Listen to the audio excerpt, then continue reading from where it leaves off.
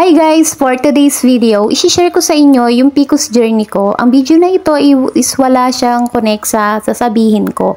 So ayan, share ko pala sa inyo yung PCOS journey ko. Meron kasi akong PCOS and paano nga ba ako nabuntis. Share ko sa inyo kung yung experience ko.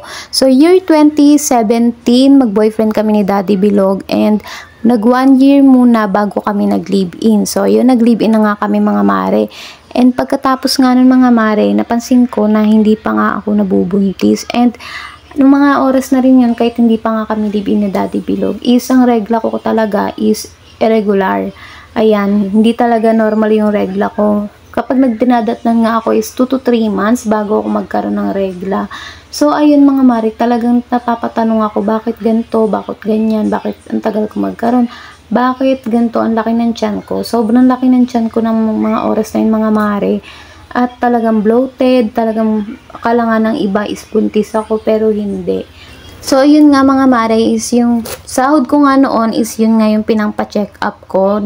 Pumunta ako sa OB-GYN and yun nga, tinrans nila ako and yun sabi sa akin ng doktor is meron nga akong PCOS, Polycystic Ovarian Syndrome. Ayan, yung mga sakit sa matres. Ayan yung parang yung mga bilog-bilog, parang bato na cyst. Ayan yung cyst sa matres ng mga babae. So, meron ako nun. And both ovarians ko is meron nun. And 1 to 2 cm yung PCOS ko nun. And talagang nagulat ako kasi sa matres ko is 10 pieces ang laman. Nang nalaman ko nga yun mga mare, sobrang lungkot ko at sobrang na-depress ako, na-stress ako ng mga oras na yun mga mare. Kasi sino ba namang babae ang hindi gusto magkaanak? Kasi nga yun nga, napipressure nga ako noon. Kasi sabi ng mga kaibigan ko, sabi ng mga kakilala ko, bakit daw di pa daw ako nabubuntis? Ganto ganyan.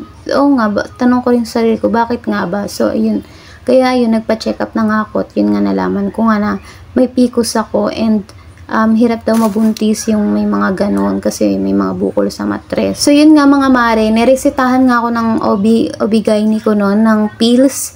Althea ata yun basta yun, pills siya. Ininom ko siya ng 2 months kasi nung time na yun mga mare is yung sahod ko kasi nung talagang sakto lang. Ang mahal pa naman ng pills, kaya ayun mga mare.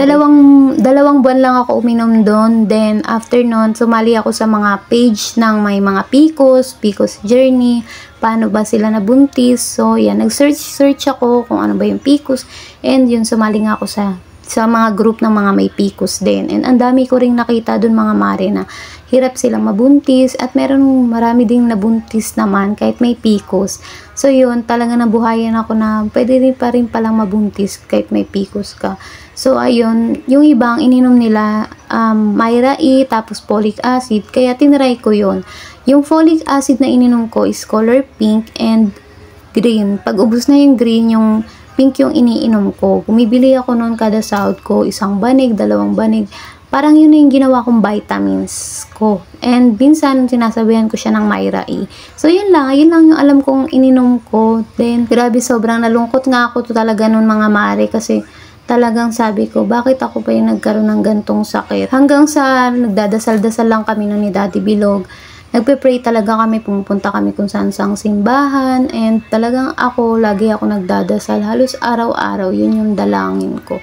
Ewan ko ba, dati mga mare, pangarap ko talaga magkaroon ng anak and hirap kasi ako mabuntis kaya akala ko hindi na ako magkakaanak. Kaya noon pinapangarap ko talaga maging nanay, ganun. Nakakaano lang talaga na yung may napapanood ako, pinababayaan yung mga anak nila, tinatapon kung saan-saan. Parang talagang sabi ko na sana sa akin na lang yun, ganto ganyan.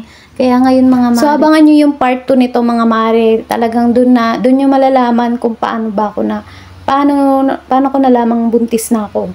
So ayan, ano ko na lang yung next video.